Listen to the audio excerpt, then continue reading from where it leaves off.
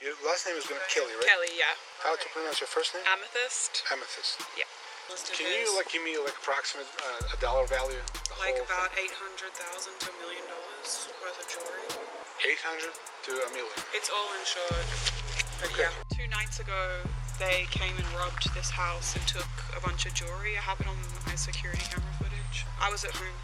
So basically on Thursday night, I was here by myself. My boyfriend who I live with, he records music. He's an artist and he went to the studio.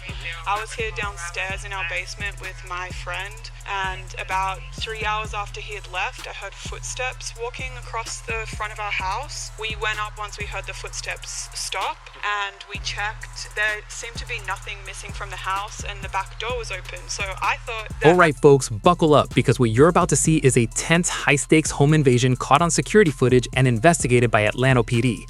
A masked intruder, armed and calculated, targets a private residence with hundreds of thousands in jewelry inside. No forced entry, no alarms triggered initially. It's almost like he knew exactly what he was doing. Stay tuned because we'll break down every move, analyze officer decisions, and ask the big question: how did this suspect get in and out undetected? You won't want to miss the shocking moments coming up. I thought that my boyfriend had come back and forgot his laptop or something like that. That happens all the time. We just went back to work. We shut the door, he went back to work. Then he came home. He didn't get back till Saturday because he'll record in the studio for days, on end. And he went to go get his jewelry and put it on, which he keeps in a suitcase, as well as my jewelry.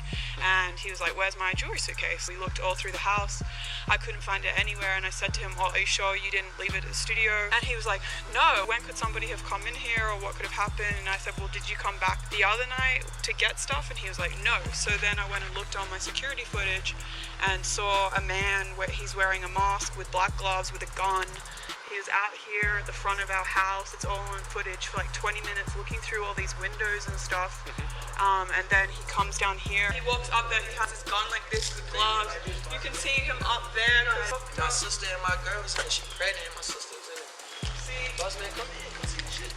I was in this. Now pay attention here. This is a textbook example of situational awareness in a domestic setting. The victim hears footsteps, checks the house, and initially assumes nothing's missing. But in real law enforcement terms, that pause is critical. It shows how quickly assumptions can mislead you. If this were an active call, officers would be evaluating threats, exit points, and whether the suspect is still inside. Notice how the suspect's patience and observation played into the element of surprise. Classic premeditated behavior.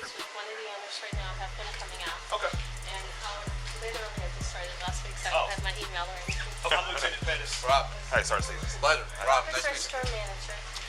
There was a robbery in the area, some high-price items. They have descriptions. They want an email address so they can send photos later.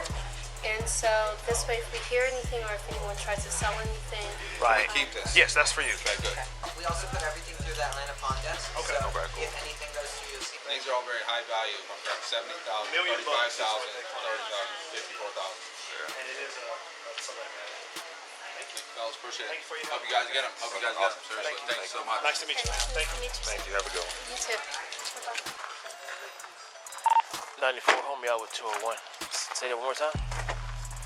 Pre-sale. Good, man. They're making a list. This is her belongings. They're trying to make a list for himself. So this is a total of 366. And then he's making up. He's just making a list. So how do you to 800,000? She told me the combined is going to be 8/1 million.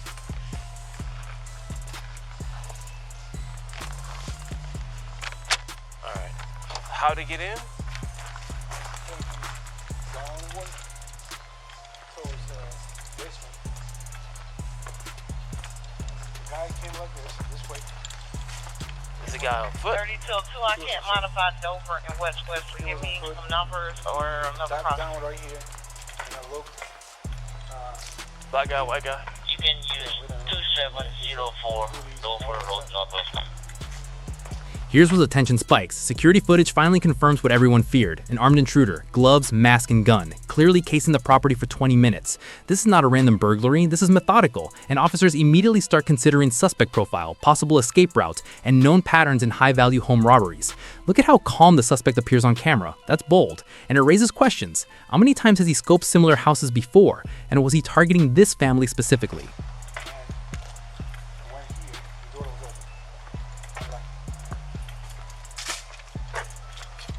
2704 4. That's not modifying either. Is it close to Rockingham or Howell Mill? Huh?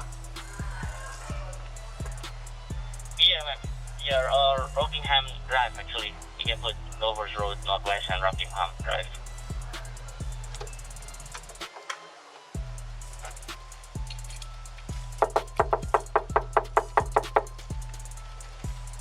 So they went out the front door?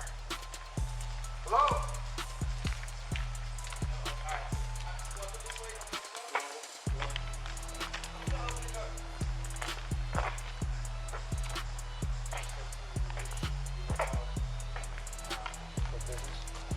He went this way. He believes he got a gun. Yeah. Alright, you guys have a good night, okay? This guy walks down, he parks, so nothing shoots up front so we can see what he got in. Well, let's double check that for real. You sure about that? Okay. Oh, is that what she told you? Fuck. Can he see us? Check this out. No forced entry. This changes the whole investigation. Officers call this an opportunity access scenario, meaning the suspect exploited a vulnerability rather than breaking in. From a policing perspective, it immediately shifts focus. Was this someone familiar with the home? Someone who knew where valuables were kept?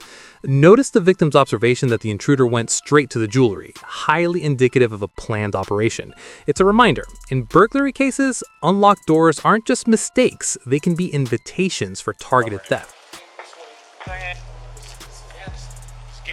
Somebody on 2214 Peach Street. No tag, it's a white Pontiac. You guys have a working camera that shoots the front and all? Is there any way we can know like what he left in? Because I'm sure is there any kind of cameras? Any cameras that shoot outside and front? No tag, Because we need to know what he left the scene in. You know what I'm saying? He didn't walk. He don't live around here. Yeah. So he had to be in the car, and it's a long. You know what I'm saying? I don't stay at my brother's house. I stay on the south side. I got you. Let me ask you a quick question. It ain't got nothing to do with this. So, riding down the highway, they doing construction work. One of the cones fall in my car, scratch my car up. It's 2 in the morning. They got all police lined up. They got people out there working on it. So, Like DOT construction? exactly. So it's dark. I don't see the stuff on there. I get it. Wake up in the morning, scratched up. Is there anything I can do about that? Yeah, file a police report. So let them come to the house. Yeah, well, you need to go back to where you were though, because it may be a jurisdiction from different jurisdiction from where you live, unless you live really close to where that. It's in Fulton County. Right, but like, well, you know exactly where you yeah, were. it's up the street from my house. Yeah, it's definitely up the street from my house. Then but ideally you want to be back, go back to the scene, but you can't necessarily go back to the highway. And So that's why I actually got in the shop now. no, nothing facing the front of the house, like the front, like the little parking area in the front, like where my car is right now. Nothing up there. Okay. I got you. Okay, we just want to double check. Appreciate you. Yeah. All right, this is the heart-pounding part. Our footage shows the intruder walking up the stairs armed, holding his weapon steadily. This is where training and procedure matter. Officers responding to the scenario would be assessing threat levels, prioritizing civilian safety, and planning containment. From a viewer's perspective, you can see the calculated risk here. He's aware of the surroundings, the visibility, and even potential witnesses. What would you do if you were in that room? It's a chilling reminder that even a short walk inside a house can become incredibly dangerous when a gun is involved. Yeah. Every single one of them. It's a lot. I know. Yeah, it's all jewelry. There's just isn't much we can do, that they can do with that. If the door's unlocked, just put it in the 17. They leave the door unlocked so he has access to it. And so it's probably someone that knows him that door is unlocked. You saw in the flash that I cannot be able to see whether he had a gun or gloves, but if they believe, if they say that's what I have to put it. No, you can just put in there that they thought that some person may be armed. I didn't see a gun either, but they're saying by the way he gestured, which makes sense. He's got on skinny jeans or whatever. They may have been carrying a weapon. That's possible. But I didn't see a gun. But it is what it is. I'm sorry. All right. Let's not get out of this. Yeah, I'll look at it. Yeah, but Every piece of that property that's on there, you got to do a property module for it. Yeah, we got a price and do it as they wrote it. The reason I came out is because you said it was $800,000 to $1 million, so that's why I responded out here. I know that this place is pretty popular with celebrities in the area. Things are all very high value. I'm talking $70,000, $1 million is what they claim. $30,000, $54,000. And it is a celebrity whose home was burglarized. Hello? No problem. Officer Solomon for Atlanta PD. How are you today? I'm good, how are you? Yeah. Well, first of all, I felt like it's in a different, neighborhood, but then because the address was... They wrote it wrong or something? Yeah, they just messed up with the numbers. Sorry. Okay, cool. Sorry. Okay. Yeah, can I see your driver's license and then can you tell me what happened in here? Well, it didn't happen today, but two nights ago, they came and robbed this house and took a bunch of jewelry. I have it on my security camera footage. Okay. Did you, I was at home, but I didn't know that they were robbers. I was downstairs in my basement and I heard their footsteps and stuff go across the top of the other level. I could hear people walking around. So hold on, just let's step by step. So 2 nights ago, Yes. we're talking 48 on the hours. 15th. On the, what day is it today? Monday? So Today's on Friday Sunday. night. Today's Sunday, 17th. So then on Thursday night, this Thursday happened. night. But I didn't realize anything was stolen or that it was a robbery until... This is an often overlooked but critical part of investigations, documenting stolen property. Officers are walking a fine line here. They're not just securing the scene, they're creating a detailed log for insurance, evidence, and potential prosecution. Each item, from high-value jewelry to smaller valuables, must be accounted for accurately. From a procedural standpoint, this also protects both the victim and the department. And watch how they communicate, asking for approximate values, confirming serial numbers, and using property modules. It's meticulous, but it's what ensures justice has a fighting chance. Like 2 days later. So basically on Thursday night, I was here by myself. My boyfriend who I live with, he records music. He's an artist and he went to the studio at about 7 o'clock. I was here downstairs in our basement with my friend, and about 3 hours after he had left, I heard footsteps walking across the front of our house, and we didn't go up to see who it was. We went up once we heard the footsteps stop, and we checked, and there seemed to be nothing missing from the house, and the back door was open. So I thought that my boyfriend had come back and forgot his laptop or something like that. That happens all the time. And we just went back to work. We shut the door, he went back to work. Then he came home 48 hours later. He didn't get back till Saturday, because he'll record in the studio for days, like on end. And he went to go get his jewelry and put it on, which he keeps in a suitcase, as well as my jewelry. And he was like, "Where's my jewelry suitcase? I can't find it." We looked all through the house. I couldn't find it anywhere. And I said to him, "Oh, are you sure you didn't leave it at the studio?"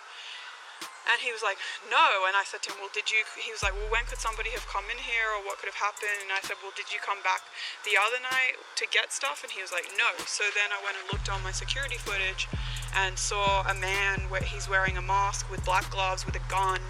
He was out here at the front of our house. It's all on footage for like 20 minutes looking through all these windows and stuff. And then he comes down here and starts looking through the windows in the back and entered through that back door. You broke into? The door was unlocked because I was at home. He broke into the house, walks up holding a gun. So he went in the house, the door was open? Yeah. So that means there is no... well, I was at home. The door was shut, but it's not locked. What I'm saying is there's no forceful entry. No. That's what I'm trying to... Okay. Yeah, no. He opened the back door, walked up the stairs. The bag is up here in this room, so I think it's somebody that we've had over at the house, or that we know, because to know that he keeps his jewelry in this specific suitcase up in this room, it's somebody that's been here before. He was in the house for only a few minutes. He walked right up the stairs and he came right back down with the big suitcase and he ran off. So it's on the footage, yes. Yes, I can show you it on the computer downstairs on my security camera. And then you can also,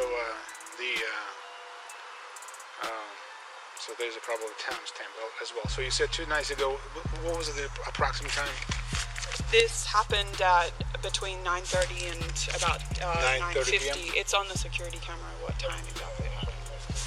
9:30.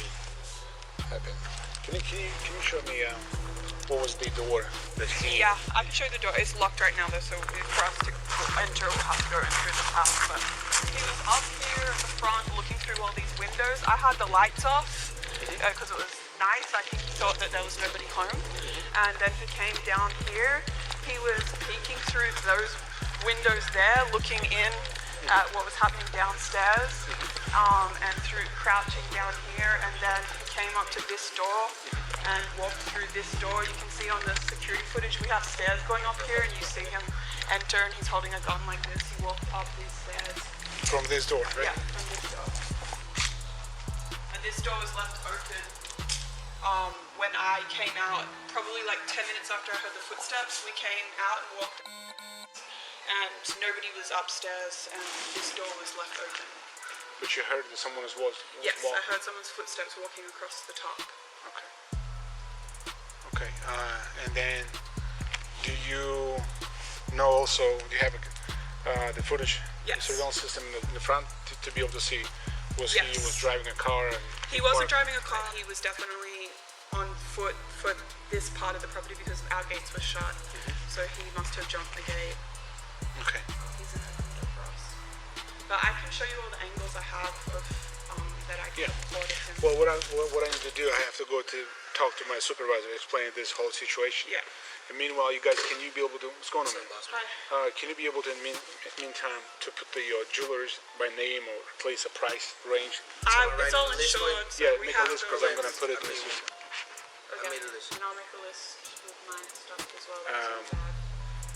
But, what we're going to do, so let me talk first, because it's, you said it with the gun pointing, you can literally see that, right? Yes, you can see his gun. Yeah. I did. He's walked up there, he walks up there, he has his gun like this with gloves. You can see him up there because he was... Really? Yes. Okay. Gloves on, mask on. You can see him walking up the stairs with his gun cocked My up. sister and my girl was in it. She pregnant. My sister was in it. The only reason why he didn't see us is because I was in here. See? Boss man, come in. Come see the shit. I was in this... I will be right back, okay?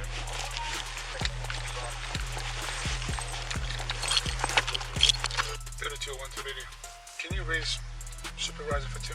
Sergeant Jackson, can you talk? On this 42R that I'm on now, what happened 2 nights ago, there was a burglary in a house. There's no... All right, let's wrap this up. What we witnessed was a calculated high-value burglary executed by a suspect exploiting an unlocked entry point, armed and aware of the victim's routines. Officers responded swiftly, documented every detail, and began tracing potential escape routes and suspects. This case highlights not only the importance of home security, but also the precision required in police reporting and investigation. If you found this breakdown intense, hit that like button. Drop your thoughts in the comments. What would you have done differently? And don't forget to subscribe for more real-life body cam breakdowns. These lessons are vital for both officers and civilians alike.